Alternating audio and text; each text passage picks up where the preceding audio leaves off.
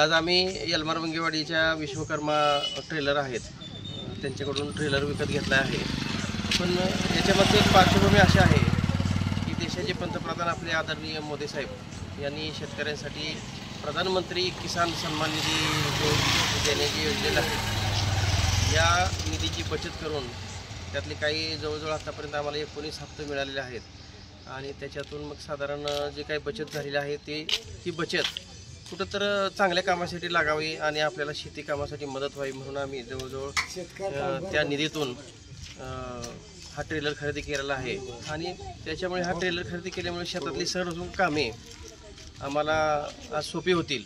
त्यामुळे पंतप्रधान मोदी साहेबांचा आम्ही मनापासून आभार व्यक्त करतो. धन्यवाद.